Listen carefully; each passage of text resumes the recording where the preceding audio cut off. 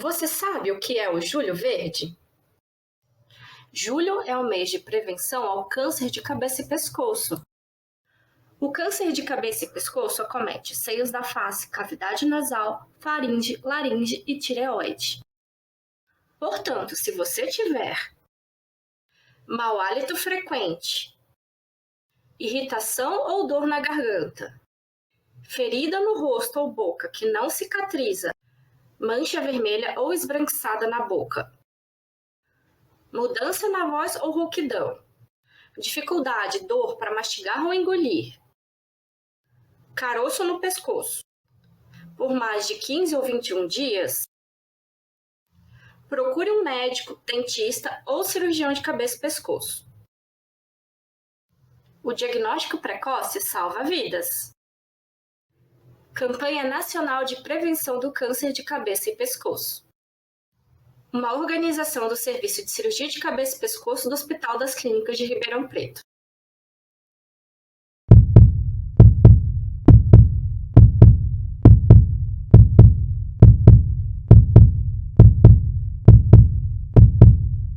Primeiramente, boa noite.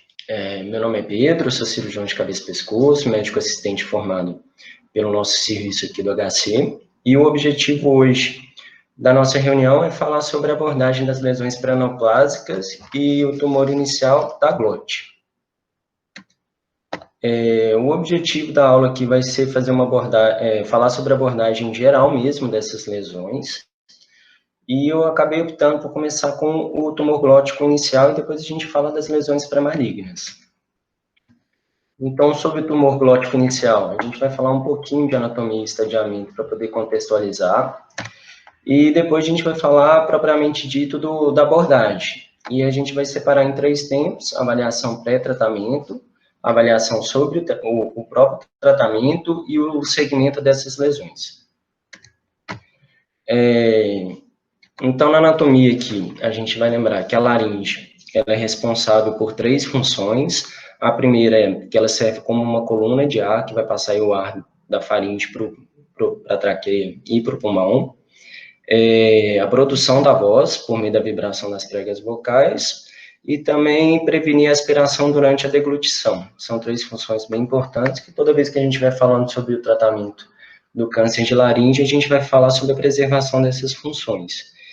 E também entender a subdivisão da laringe, que não tem uma importância só anatômica, mas também tem uma importância tanto no estadiamento e para poder entender os tumores da laringe.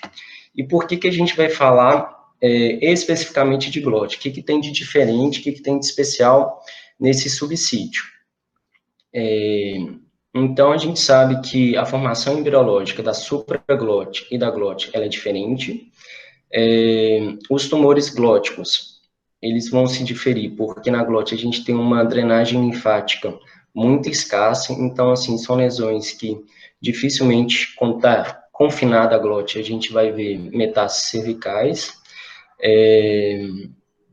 Os sintomas, eles são muito precoces, então, a mínima lesão na glote, ela é possível da disfonia, então, isso é motivo do paciente buscar atendimento de uma forma mais precoce. E, consequentemente, a gente acaba fazendo um diagnóstico mais precoce dessas lesões e acaba que o prognóstico ele é melhor, né? E a gente é diferente do tratamento da supraglote, porque geralmente essas lesões têm uma drenagem linfática ampla, a gente vai falar de metástases cervicais ocultas ou precoces, a gente geralmente vai diagnosticar em fases mais avançadas, então, realmente, a gente não pode colocar no mesmo saco o câncer glótico do câncer da supraglote. Em relação à infraglote, a gente fala pouco que realmente os tumores eles são mais raros. Então, aqui a gente tem a imagem da anatomia, a gente vai separar a laringe em 3 andares. O andar onde tem as pregas vocais a gente vai chamar de glote. O andar acima, que vai incluir epiglote, as eritenoides, muro ariepiglóticos e bandas ventriculares, a gente vai chamar de supraglote. E abaixo das pregas vocais, até o final da cartilagem cricóide, a gente vai ter a subglote. Essa aqui é uma visão anatômica superior da laringe, que vai ser uma imagem muito semelhante que a gente vai ter da laringoscopia de suspensão, que eu vou falar mais à frente. Mas aqui a gente consegue ver desde a hipofaringe, né, valécula, seios piriformes, a epiglote, as duas aritenoides, banda ventriculares e as estruturas da glote, a prega vocal direita, a prega vocal esquerda. Na junção das duas pregas vocais, a gente tem a comissura anterior, que é justamente esse ângulo, e aqui a gente tem a região posterior, que o próprio AJCC chama de comissura posterior, mas que não é uma comissura propriamente dita. E quando a gente fala do tratamento do câncer glótico, principalmente o tratamento inicial, é importante não só a anatomia macroscópica, mas a anatomia microscópica também. A prega vocal ela vai ser dividida entre epitélio, lâmina própria, superficial, o ligamento vocal e a camada muscular, que é principalmente o músculo tiroaritenoideu. E isso aqui vai ser importante para a gente entender os tipos de cordectomias, o tratamento cirúrgico e a extensão do tratamento. A gente vai ter uma aula específica de cordectomias, eu não vou falar aqui de classificação nem de técnica, acho que, se não me engano, vai ser daqui 3 semanas que o Dr. Lucas vai apresentar para a gente. De estadiamento, então, o que a gente chama de câncer glótico inicial? Então, como qualquer outro tumor, o AJCC, ele vai ter seu estadiamento TNM, que vai variar aqui de 1 a 4. T1 são as lesões que são restritas à glote, sendo T1A de uma prega vocal só e T1B de 2 pregas vocais. O T2, quando a gente tem uma extensão para supra ou para infraglote, com diminuição da mobilidade. T3 são as lesões que vão invadir o espaço paraglótico, a cortical interna da cartilagem tireoide, e com comprometimento, fixação de hemilaringe. E T4 seriam as lesões que vão extravasar a laringe. A gente nem vai falar de estadiamento N, porque quando o tumor ele é restrito à glote, ele dificilmente ele vai ser N positivo. E aí, quando a gente tem um estadio clínico, que na verdade é uma classificação para prognóstico, as lesões que são T1, T2 e N0. E N0 a gente vai chamar de tumor inicial. Então, no caso do câncer glótico inicial, seriam os tumores que vão estar basicamente restritos à glote, principalmente, e que são N negativos. E para abordagem, a gente vai falar em primeiro lugar sobre avaliação pré-tratamento. Como tudo na medicina vai começar com uma boa anamnese, a gente vai ter que entender qual foi a queixa do paciente, a evolução, sintomas associados, e a gente sempre tem que identificar os fatores de risco, que aqui vai ser principalmente o tabagismo, e em segundo lugar o etilismo, e também entender qual a ocupação do paciente. Por quê? Aqui o principal resultado funcional que a gente vai querer abordar é a qualidade da voz. E é muito importante para a gente poder pesar essa qualidade da voz para o paciente, entendendo qual que é a ocupação dele. Então, se é um profissional da voz, que canta, um professor, alguém que a voz é muito importante, a gente vai pesar muito mais isso no tratamento, e a gente precisa entender o que significa a voz para esse paciente. Sobre os sintomas, a rouquidão realmente ela vai ser o principal sintoma. A gente tem que suspeitar de qualquer rouquidão persistente que dure mais de 2, 3 semanas. Em fases mais avançadas, a gente pode ter dispneia, disfagia, otalgia reflexa, dor de garganta, tosse crônica, hemoptise estridor. Geralmente isso aqui vão ser lesões que vão estar fixando ou já extravasando laringe ou estendendo para a supraglote. E o exame físico, a gente vai fazer um exame físico completo da cabeça e pescoço, a palpação de pescoço sempre procurando nos sinais de linfonodos, a avaliação da voz, que a gente vai falar um pouco mais no final, porque que vai entrar a questão da atuação da fonoaudiologia, e o nosso grande exame físico da laringe, que é a laringoscopia, que a gente vai ter a laringoscopia indireta, que é aquela que a gente vai fazer no consultório, e a laringoscopia direta, que vai ser sob anestesia geral. Lembrando que os dois métodos de laringoscopia, eles permitem biópsia. Hoje em dia, a gente pode ter laringoscópios flexíveis com canal de trabalho, a gente pode fazer essa biópsia em nível ambulatorial, ou então a gente pode usar a laringoscopia direta com o paciente anestesiado para poder fazer a biópsia, e isso é importante para a gente concluir o nosso diagnóstico da lesão. E o estadiamento, claro, que vai ser com tomografia, endoscopia digestiva alta e exame de tórax também, até com o objetivo de poder procurar outros tumores primários. Então, aqui a gente tem as opções de laringoscopia indireta, a mais antiga de todas, que é o espelho de Garcia, que é muito pouco usado aqui no HC, mas na minha época de faculdade era basicamente a única coisa que a gente tinha em consultório. A gente tem a laringoscopia rígida, ou telescópio, e a gente vai ter o fibro, que vai ser feito com acesso pela cavidade nasal. Então, isso aqui é uma imagem de uma laringoscopia indireta, ela é chamada indireta porque a gente vai ter uma imagem em espelho. O lado direito do examinador vai corresponder ao lado esquerdo das estruturas do paciente e do outro lado vai ser a mesma coisa, tá? E a comissura anterior, ela sempre vai olhar para baixo. Então, é importante, durante esse exame, a gente consiga ver toda a prega vocal, que a gente consiga ver a comissura anterior, que a gente consiga ver essa prega vocal em repouso, para ver toda a coluna aérea, a gente consiga ver também as pregas vocais em movimento, para ver a cooptação e como está a mobilidade da laringe, ver sinais indiretos de estase salivar, secreção ou resíduos alimentares, para a gente ter também uma noção funcional e ter uma boa visão e uma boa descrição de qualquer lesão. E tendo feito uma avaliação pré, a gente vai seguir para o tratamento.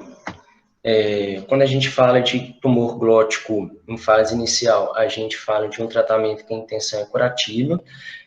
São lesões que têm um bom controle loco-regional e uma boa sobrevida em 5 anos. E a gente não vai se preocupar em apenas deixar o paciente livre de doença, a gente também vai pensar em preservar a função. Então, que o paciente ele saia desse tratamento respirando sem traqueostomia, que ele apresente uma boa função fonatória para poder ter todas as suas atividades sociais e que esse paciente ele tem preservado também da deglutição sem aspiração. O prognóstico ele é muito bom, a sobrevida em 5 anos para estadio clínico 1 ele é acima de 90%, para estadio 2 é aproximadamente 80%, e aqui um contraste para as lesões de supraglote, que frequentemente são diagnosticadas em fases mais tardias, nós temos uma sobrevida menor, e de subglote também. E aí, o resumo de toda a abordagem vai ser esse slide aqui. A gente vai tratar o câncer inicial, então, com uma modalidade, seja cirurgia ou seja radioterapia. E dentro da cirurgia, a gente vai ter cirurgias convencionais, as abertas por laringofissura, e o que a gente mais encontra atualmente, que tem se tornado padrão, a cirurgia endoscópica, a cirurgia transoral. Então, vamos falar primeiro sobre a cirurgia endoscópica, a cirurgia transoral, nada mais é do que a laringoscopia de suspensão associada à microcirurgia de laringe. Então, aqui a gente vai ter o paciente sob anestesia geral, a gente vai ter um aparelho rígido, a gente vai entubar esse paciente com esse aparelho e a gente vai ter aqui o suspensor para poder retificar todas essas estruturas e que a gente tem uma visão direta e um canal de trabalho para poder trabalhar na glote.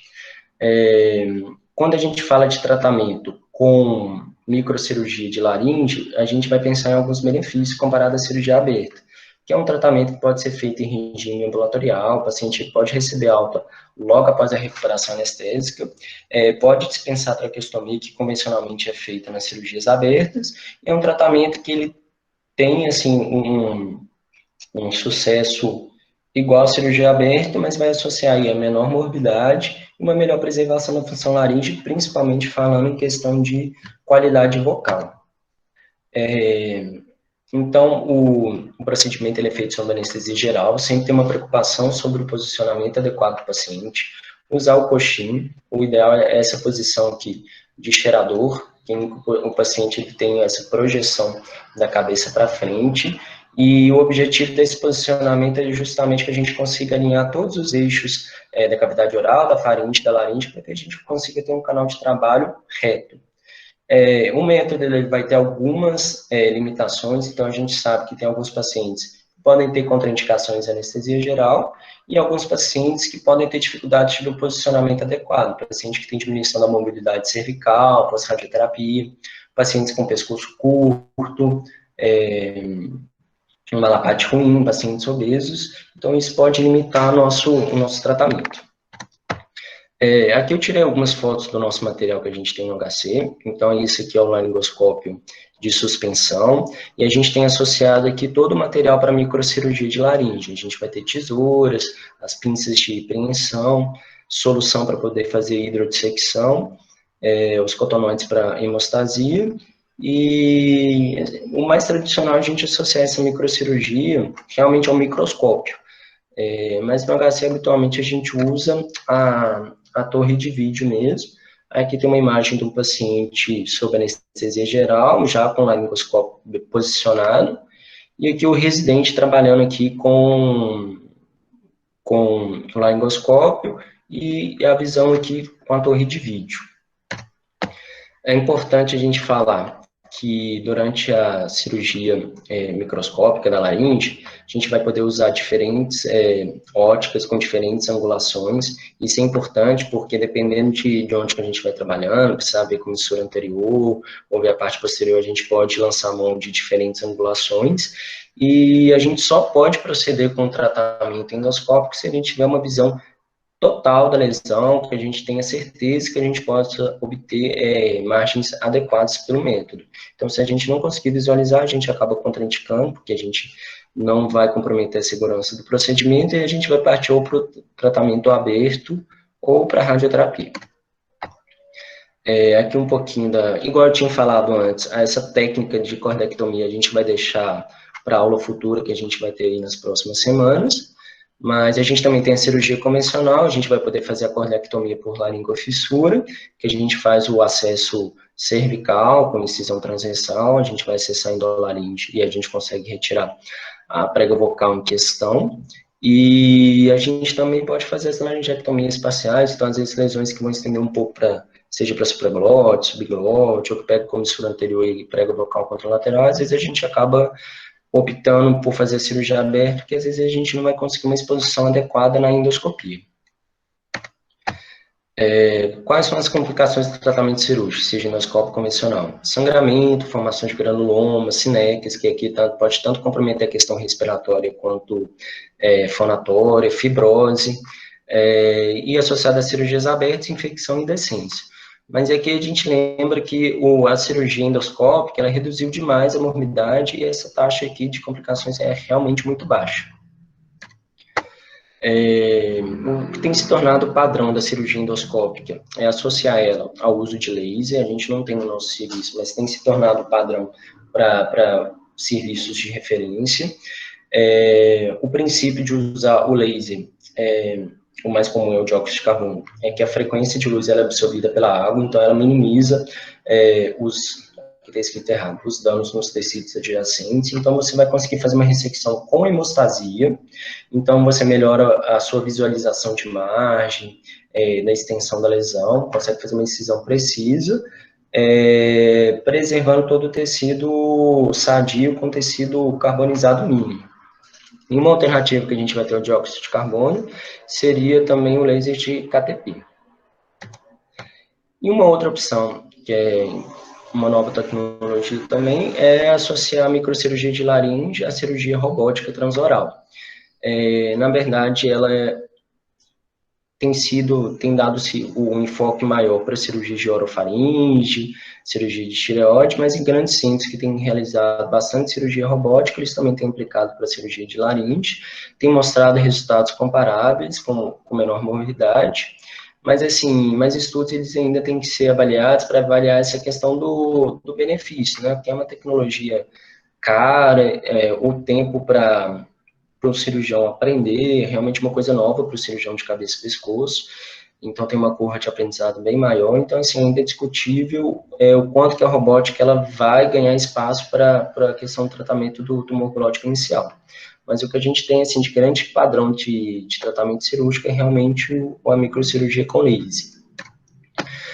Outra opção de tratamento é a radioterapia. Hoje em dia que a gente tem as técnicas de planejamento 3D, incluindo em MRT, e abordagem de hipofracionamento, a gente consegue bons resultados com menos efeitos colaterais. A gente vai ter que pensar que toda vez que a gente trata a laringe, a gente tem várias estruturas ao redor, então, os constritores da faringe, que vão estar associados à deglutição, mucosa oral, glândulas salivares, mandíbula, esôfagos, grandes vasos e a medula espinhal, então todo esse tecido ele também recebe radiação, então vai ser passivo de efeitos colaterais, mas assim, hoje em dia, e considerando o tumor inicial, que a dose é mais baixa, esses efeitos colaterais eles são bem menos presentes, a toxicidade.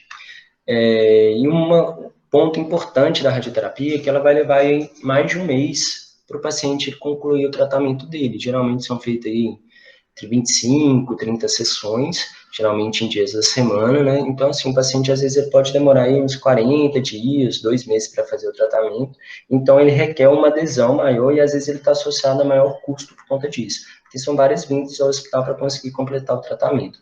Que é diferente do tratamento endoscópico, que a gente vai marcar uma data, o paciente ele vai chegar, vai fazer o procedimento, às vezes no mesmo dia recebe alta, e essa duração de tratamento vai ser realmente menor com a cirurgia.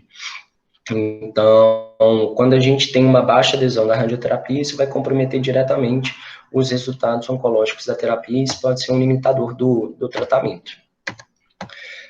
Os efeitos colaterais, a toxicidade da radioterapia, então vai ser a dermatite, a disfagia, que no caso do câncer glótico inicial costuma aparecer durante o tratamento e desaparece de 2 a 8 semanas após o término. O edema, necrose de partes moles, inclusive com necrose de cartilagens, e estenoses. Mas lembrar que quando a gente fala dos tumores T1 e T2, eles realmente estão associados a menor toxicidade. E aí, qual seria o melhor tratamento? Então, a gente sabe que são 2 tratamentos válidos, seja o tratamento cirúrgico endoscópico aberto ou o tratamento com radioterapia.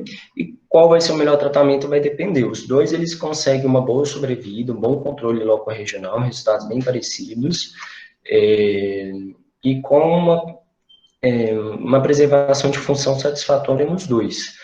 E aí a opção vai realmente depender das características do tumor, das características do paciente, a experiência do serviço do cirurgião e toda a estrutura de reabilitação também. Então, se a gente pensar no HC, a gente sabe que a fila para fazer um tratamento endoscópico é muito mais rápida. O paciente ele termina o tratamento muito mais rápido, a gente tem uma fono especializada muito boa para poder reabilitar esses pacientes, então a gente acaba seguindo para fazer esse tratamento com a laringoscopia de suspensão e a microcirurgia, mesmo não tendo laser, a gente tem ótimos resultados. E aí um ponto-chave também na discussão do tratamento é querer comparar a qualidade vocal entre as modalidades. A gente sabe que a qualidade vocal vai ser o resultado clínico mais importante, assim, depois da cura, para esses pacientes, o que vai influenciar se o paciente ele vai ficar com uma voz pior ou melhor, vai ser a quantidade de tecido sadio, com boa característica para fonação, e a gente sabe que independente da técnica, a gente tem que preservar o máximo do tecido saudável. Então, quando a gente pensa em cirurgia, a extensão da ressecção e a quantidade de tecido sadio que você vai preservar vai ser o que vai mais influenciar na voz.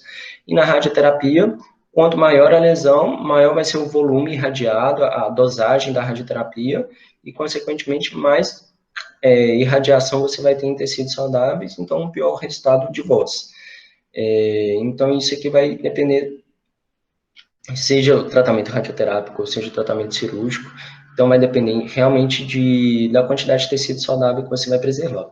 E qual vai ser a melhor modalidade? Então a gente tem, na verdade, conflito um pouco na literatura, tem alguns dados que às vezes tendem a falar que a radioterapia tem um resultado um pouco melhor, que vai ter aí menor rouquidão, menor gap glótico, menos ruído, e alguns resultados vão falar que a cirurgia vai ter um melhor resultado de voz, e a gente tem alguns outros trabalhos que vai falar que, na verdade, se você for pesar em qualidade de vida do paciente ou em autopercepção, os 2 métodos têm um resultado muito parecido. Então, na verdade, assim, é difícil falar qual que é o melhor método, tem o melhor resultado vocal. A gente tem alguns trabalhos que vão tender para um lado ou que vai tender para o outro ou para nenhum.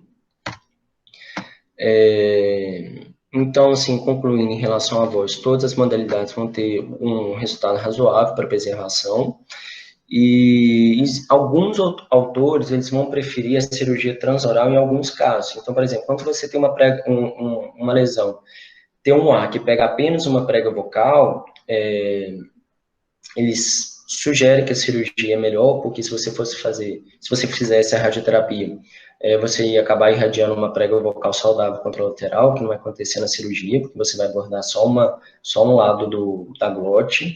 E em lesões superficiais, porque a gente sabe que quando a gente faz cordé tipo 1, tipo 2, as cordéides mais superficiais, o impacto na voz, ele realmente é pequena, a gente tem uns resultados muito bons. E lesões de terço médio, né? Porque quando a gente tem lesões de terço anterior, a gente acaba comprometendo mais a função da voz. Então, alguns autores preferem, para esses casos aqui, uma cirurgia transoral, porque você faz um tratamento rápido e tem realmente um resultado de voz muito satisfatório. Sobre terapia adjuvante, ela vai ter um papel muito pequeno para os tumores glóticos. A gente tem aqui o NCCN. A gente vai acabar indicando terapia adjuvante pós-cirurgia quando esse paciente tiver margem comprometida. Lembrando que quando a gente tem margem comprometida, a gente pode optar só por acompanhar esses pacientes ou por ampliar a ressecção. Como a gente tem o problema do câncer glótico em relação à ressecção, que muitas vezes as amostras são fragmentadas e realmente você não... são lesões, às vezes, superficiais, acaba que essas margens ficam difíceis de avaliar. Então, assim, é aceitável você acompanhar, às vezes, só esse paciente de uma forma próxima, com laringoscopia seriada, mas optando por fazer alguma conduta com intervenção, a gente pode só ampliar as margens, mas em algum caso que você não queira fazer nova ressecção, que você acha que vai comprometer o benefício da função do paciente, a gente pode optar por fazer a radioterapia. Ou então, quando a gente acha outros critérios aí de pior prognóstico, então invasão perineural ou angiolinfática. Em alguns casos também a gente vai ter alguns tumores que vão ser subestadiados antes do tratamento, então às vezes você levou, por exemplo, sei lá, para uma frontolateral e viu que tinha comprometimento da cartilagem, na verdade é um T3, ou você subestadiou essa lesão de alguma forma, você pode acabar optando por fazer a radioterapia para complementar o tratamento. Em relação ao tratamento do pescoço, a gente já falou, quando o tumor está restrito à glote, ele tem uma baixa taxa de metástase, então, assim, a incidência de linfonodos ocultos é menor do que 5%, então não justifica fazer um esvaziamento profilático. Geralmente, quando a gente tem o N negativo, o tratamento ele vai ser expectante mesmo, e para esse caso, o envolvimento nodal ele é raro e o tratamento eletivo do pescoço ele não é indicado. E tendo falado sobre o tratamento, agora a gente vai falar um pouco sobre como é o segmento dessas lesões. É importante a gente fazer o acompanhamento regular, então, conforme é orientado no NCCN, a gente fazer consultas periódicas e no primeiro ano, realmente, a cada 3 meses, um segmento mais próximo. A gente sempre tem que atentar a qualquer sinal de recidiva, então, sintomas e sinais suspeitos vão ser rouquidão, dor, disfagia, sangramento, dispneia nova, estridor ou linfonodos aumentados. 80% a 90% das recorrências vão ocorrer nos primeiros 2 a 4 anos, e a taxa de recorrência nos 2 primeiros anos para cirurgia transoral vai ser de 10% e para radioterapia 12%. Então, realmente uma taxa baixa de recorrência nesses tipos de tumores. Os autores eles sugerem a importância de segmento acima de 5 anos, porque o paciente tem risco de uma recorrência tardia, apesar de baixa, mas ele também tem um risco de outras neoplasias primárias, principalmente se ele foi exposto ao tabagismo previamente. A gente sempre vai orientar, seja antes ou depois do tratamento, a cessação de tabagismo, até para prevenção de outras lesões, e para os pacientes que fumaram, fazer o rastreio com a imagem do tórax para a questão do câncer de pulmão também. A doença recorrente, ela vai ser rara, mas quando ela acontece, a gente pode fazer tanto ou radioterapia ou cirurgia. Então, se em primeiro lugar o paciente ele foi operado, o resgate, a gente pode pensar em reoperação ou fazer radioterapia, e se o paciente em primeiro lugar ele foi irradiado, a gente pode pensar em cirurgia de resgate. A reirradiação, ela é menos preferida, porque geralmente ela está associada a maior toxicidade, então geralmente ela não é indicada pelo pessoal da radioterapia, e ela realmente vai ser realmente casos de exceções. E sobre o tumor glótico inicial, a nossa conversa foi essa, e sobre as lesões pré-malignas. Realmente ela é um desafio para o laringologista.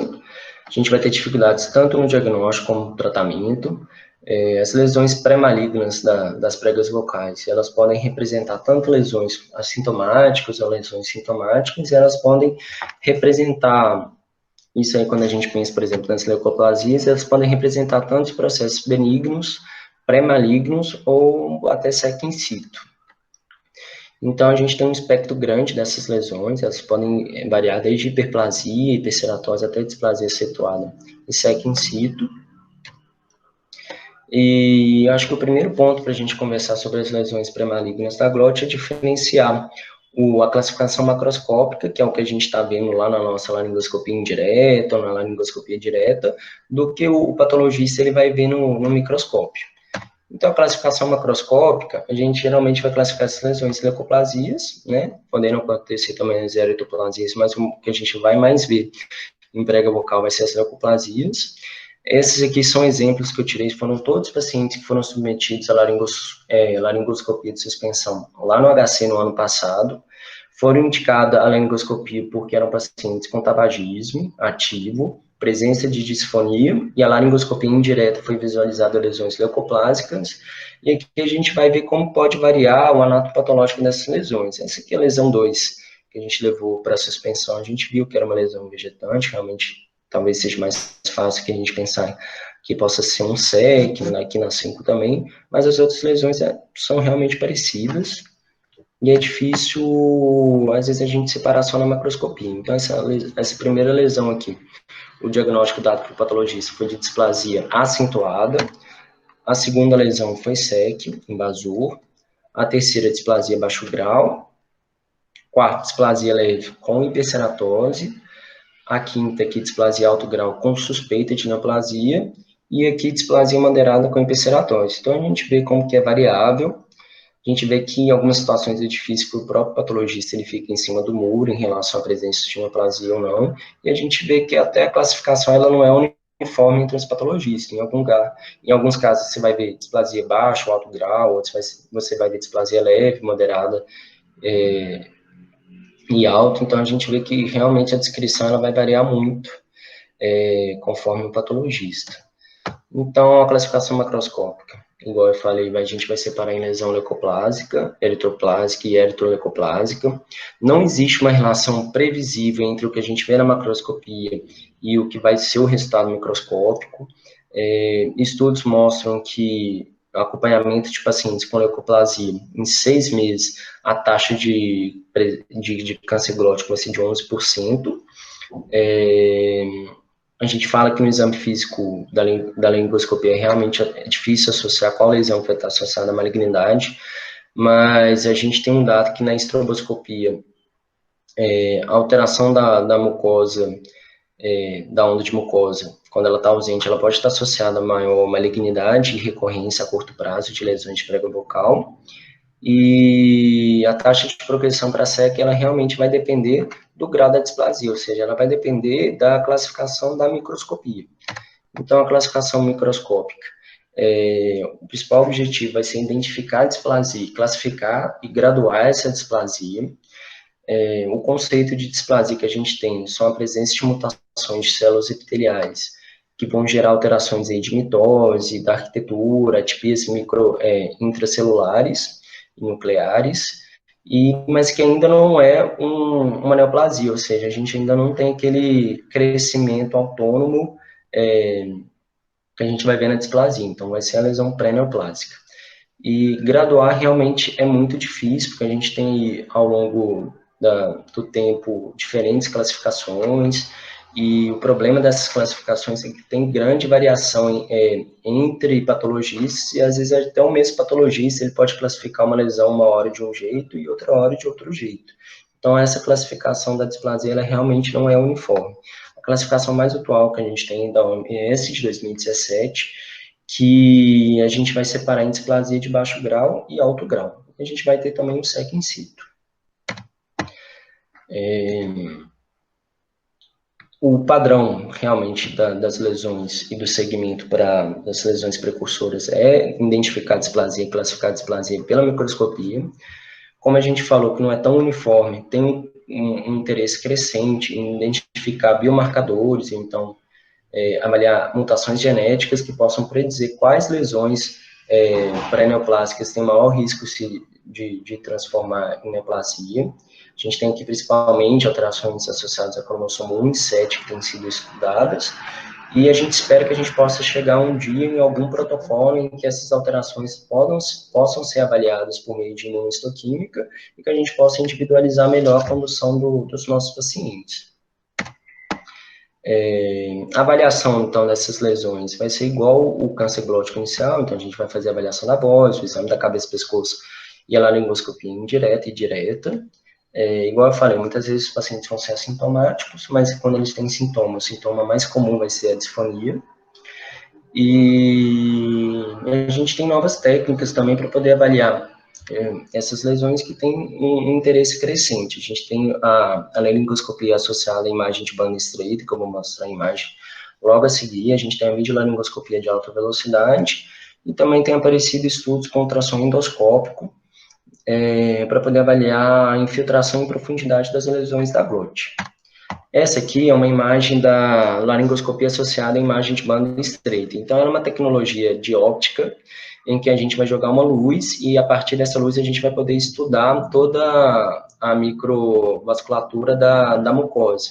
E, a partir disso, a gente tem uma sensibilidade maior para avaliar alterações da mucosa, identificando as lesões neoplásicas ou lesões pré-neoplásicas, e também isso associado à laringoscopia e à microcirurgia, a gente vai ter também uma melhor avaliação das margens, principalmente quando é uma lesão multifocal ou que não tem a margem tão bem delimitada. Deixa eu só ativar aqui.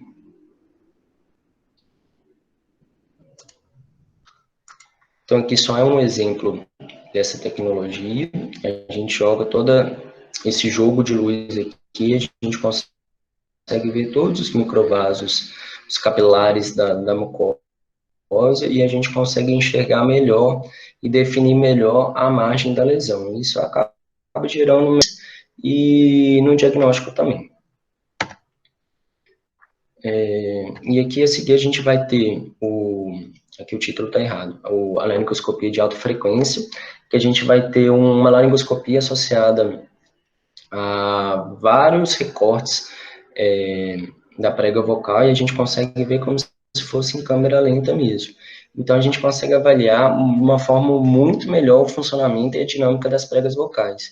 E se a gente consegue avaliar melhor essa dinâmica das ondas e da fonação, a gente tem uma sensibilidade melhor para avaliar uma prega vocal que esteja alterada com câncer. Então, a gente conseguiria avaliar melhor essas lesões pré-neoplásicas e identificar aquelas que estão com um comprometimento maior da função. Em relação ao manejo, então, das lesões pré-neoplásicas, o que a gente vai ter de mais convencional é a biópsia excisional, o que é o mais realizado pelos laringologistas, talvez, que você leva o paciente direto à laringoscopia de suspensão, faz uma decorticação da lesão, e aí você vai ter tanto o tratamento quanto o diagnóstico microscópico. Mas hoje em dia, como a gente tem os laringoscópios flexíveis com canal de trabalho, também tem sido aceito a gente fazer essa biópsia em nível ambulatorial, e a partir da biópsia a gente pensar em qual tratamento que vai ser feito. Lembrando que a gente só tem um inconveniente da biópsia incisional, que a gente não vai ter uma amostragem total da lesão, a gente vai ter fragmentos menores e isso pode prejudicar a sensibilidade. Esse aqui é um exemplo de uma microcirurgia que a gente fez aqui no HC, ano passado. O paciente ele fez uma decorticação aqui e a gente vê que o resultado realmente fica muito bom. O comprometimento vocal do paciente ele é pequeno. A recorrência de displasia leve a moderada ela vai variar entre 8% e 29%. Tem alguns autores que descrevem o manejo conservador para alguns pacientes, mas vai ser uma terapia de exceção, vai ser para pacientes assintomáticos ou que têm sintomas mínimos e que tem contraindicação para operar, ou seja, um paciente que realmente a voz é muito importante, que às vezes você vai acabar optando por fazer o segmento muito próximo, qualquer alteração você vai optar em discutir com o paciente algum tratamento com intervenção cirúrgica. Os procedimentos no ambulatório, eles também têm crescido, não só a biópsia, mas hoje em dia a gente tem tratamento com lasers que pode ser associado ao fibronaso em caráter ambulatorial, e a gente pode fazer ablação dessas lesões pré-malignas, então ela tem um potencial curativo. O único inconveniente que vai demandar experiência e treinamento, é uma tecnologia cara, e ela vai ter outro inconveniente também de impossibilidade da gente examinar esse material com a patologia. E mais estudos são necessários para poder ver qual vai ser realmente o papel desses lasers para o tratamento ambulatorial. Aqui é um exemplo de laser KTP associado à laringoscopia. Também existe a descrição da radioterapia, mas vai ser exceção, uma indicação muito limitada. E outros tratamentos também, a quimioprevenção, que é um tratamento sistêmico, vai ser feita com medicamentos orais. A gente tem os resultados já preliminares de suplementação de folato, que tem mostrado benefício em melhorar essas lesões displásicas, e tem pensado, assim, uma função melhor, principalmente quando a gente tem paciente com campo de cancerização. Às vezes a gente tem paciente com várias lesões displásicas e realmente o tratamento cirúrgico, para a gente sair tirando toda a mucosa, ela não vai ser um tratamento interessante. Então, tem sido estudado e a gente ainda não tem um protocolo estabelecido, mas realmente é um possível futuro aí para o manejo dessas lesões. E, para terminar a aula, falar um pouco da atuação da fonoaudiologia para a condução seja o tumor glótico inicial ou essas lesões pré-neoplásicas.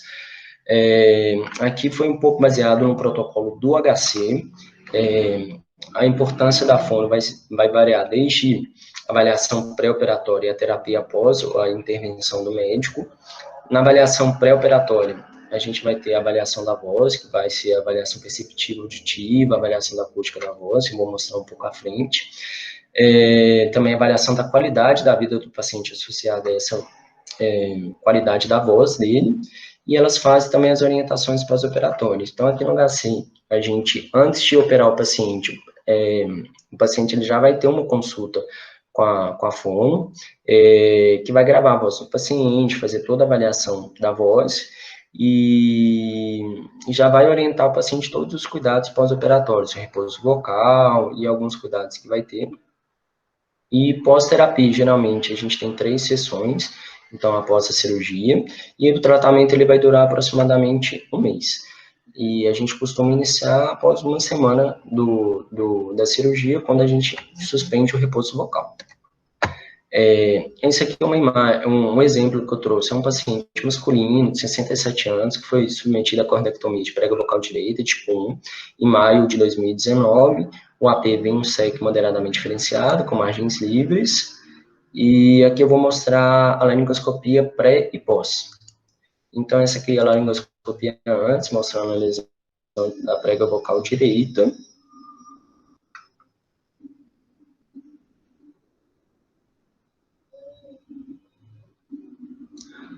E aqui vai ser o resultado pós-cordectomia. Foi um resultado muito bom, né?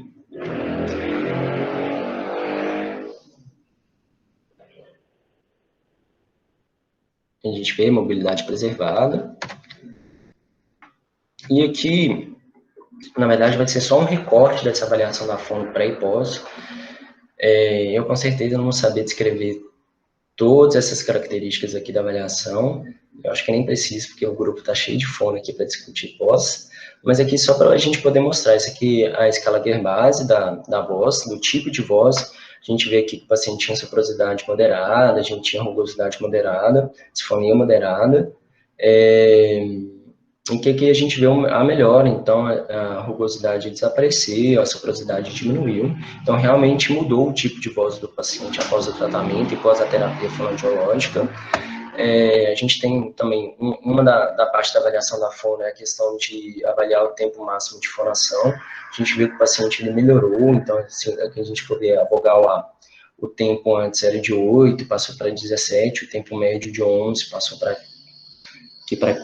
acho que 16, a intensidade vocal, então, quando a gente avalia o pré e pós aqui, o paciente, a intensidade máxima, ela aumentou, e a intensidade mínima aumentou também, isso significa que o paciente, ele ganhou extensão vocal após a ressecção e após a terapia, e isso aqui é só o exemplo da avaliação acústica, né, então eles vão gravar a voz do paciente, jogar no software que vai avaliar várias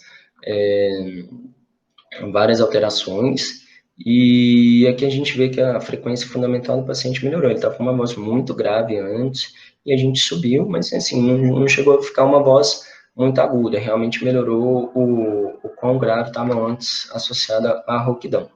Eu realmente não vou saber explicar tão bem, mas a gente tem aí equipe que pode ajudar a discutir pós-aula.